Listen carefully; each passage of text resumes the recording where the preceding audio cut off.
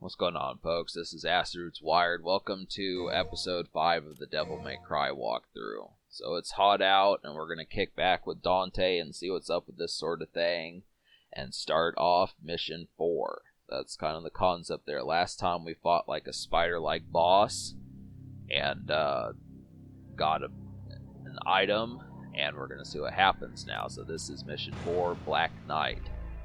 So, I watched a walkthrough of this because it kind of got confusing. This is kind of just like a hodgepodge episode just because I was trying to do this blindly, but I wound up playing this for like 25 minutes, but I just kept like the first 15 because a lot of it was pretty aimless.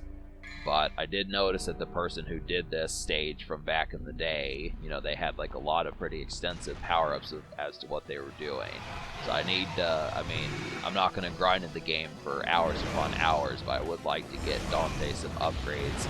Really, you can make short work of this. The boss returned, so this is the boss from last time if you're starting here, but yeah, so. But we can make even shorter work of them, so.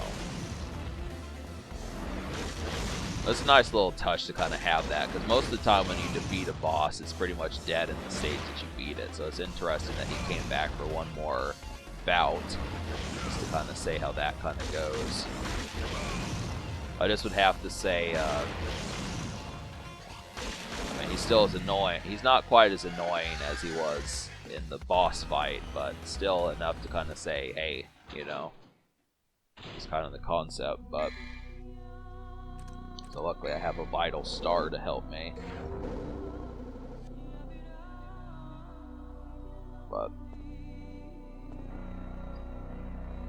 so it's kind of been a little bit mellow. You know, the news has been kind of mellow, just things of that nature. I'm just kind of, I don't know. I mean, it's just odd when, like, it seems like the morale of things is just kind of off, because it's like, you know, for the most part, I have a pretty ambient mood for the most part, but I just look after it, and it's just like, I look at some of these folks, it's like, you know, there is how much good music to listen to, just to talk about some of that, all the stuff that I've reviewed on, like, my music channel, and I'm just like, I don't know how folks do not want to go out to, like, the bar and, you know, see some women twerking and that type stuff, just to kind of work with that sort of vibe. It's like easily going out to like Belay's music and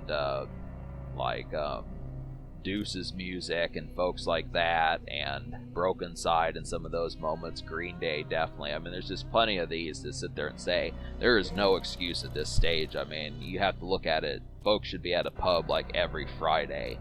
I don't know, there's just too many folks, I think, anymore. Like, I noticed on the news that it said that unemployment rate was at like 3.7%, which is pretty damn low. But just to kind of say, I don't know why most people, supposedly, when they work, consistently continue to get a Monday through Friday job.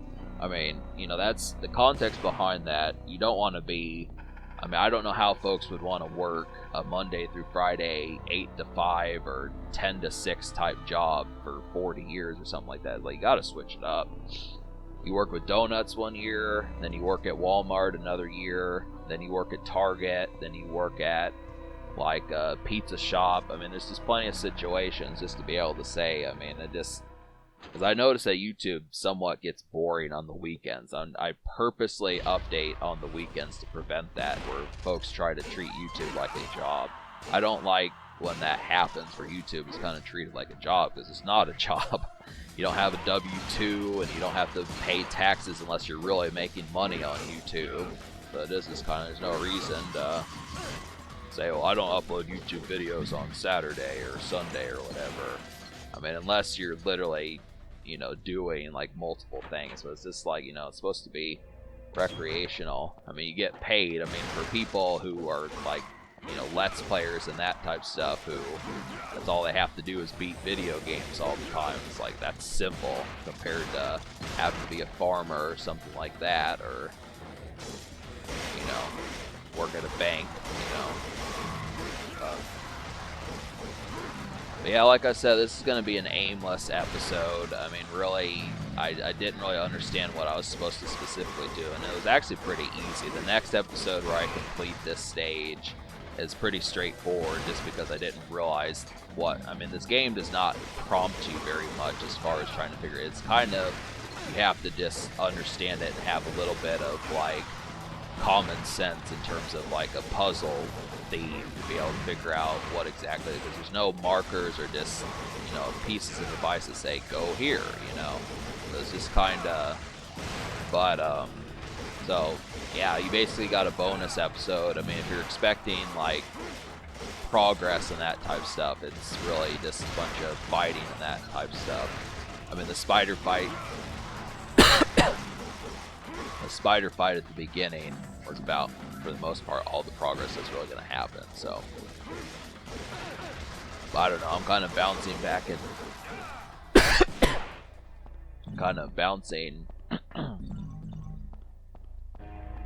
yeah, I'm kind of bouncing back and forth between.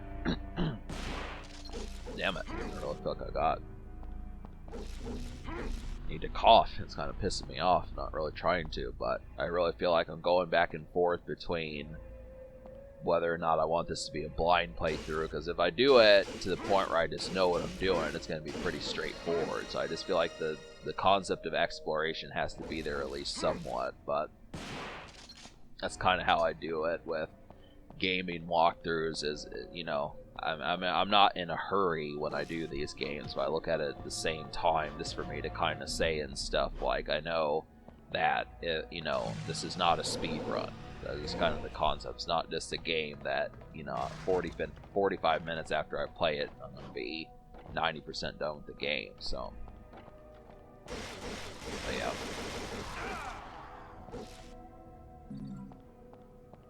There's actually a bonus mission. I don't know if it's going to show up in this episode, but I did it in the gameplay segment I did for this, where there's actually secret missions where you're supposed to kill like 100 spiders in like 30 seconds.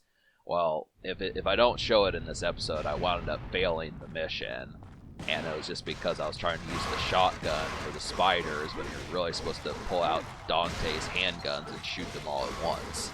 That's kind of the thing there. That's the key to doing it, because it only gives you 30 seconds. I was kind of like, what the fuck, the first time I did it, because I thought, like, well, why don't they give you, like, 45 seconds or a minute, something like that? I mean, they give you 30 seconds to kill 100 enemies, and it's just like, you know, even with the shotgun, you know, the sword definitely doesn't help, so it's just kind of, you have to really kind of understand, like, the concept of how some of those moments kind of actively happen, but I mean, I feel like a lot of this is just pretty aimless. There's not a lot to this mission. It just kind of gives you the variety to, you know, mess around if you want to, but it's not intended. I mean, the only other thing to really do in this mission besides get to the boss character, which you'll see next time, is just do the secret missions, which I don't know if those secret missions really serve any purpose, but I think, you know, it's probably 100% completion. I don't know what percent of the game I've gotten done, but it's just bonus stuff.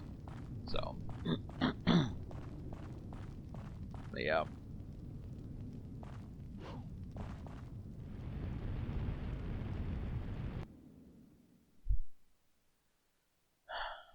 Yeah, kind of starting to run out of stuff to drink again. I feel like that's a fun fact to talk about, but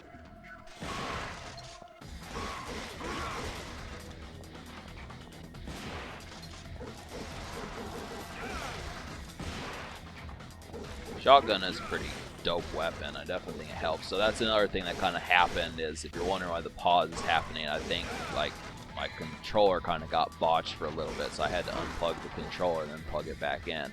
Don't know why I did that.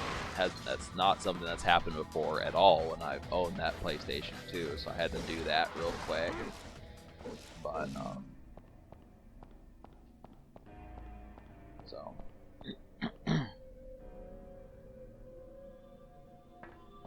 I wonder what it would be like to have like a 2-player Devil May Cry. I mean, it seems like they never really introduced like any buddies for Dante or something like that, but it would be interesting to kind of see how that works.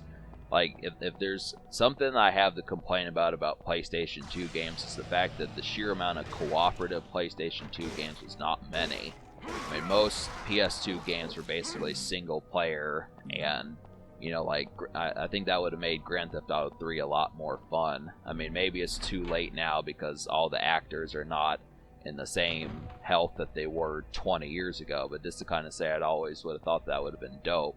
if they would have created like Grand Theft Auto 3, same engine, same graphics, same stuff like that, but just have like, it would have been Claude, the main character from Grand Theft Auto 3, and then they could have had like 8-Ball be the player 2 character or something. I know they could have done it, and especially, because that's what I think a lot of people want. I think as much as like, Grand Theft Auto 6 is like entertaining, I think just going back and like redoing Grand Theft Auto 3, because it just seemed pointless in like 2020 or 2021 when they remade GTA 3, Vice City, and San Andreas, something like that. And it's like, just make new missions. I mean, if you remember, you should still have the same development kit from 20 years ago. You just use that same development kit, use the same graphics engine and gameplay, and make new missions and that kind of atmosphere.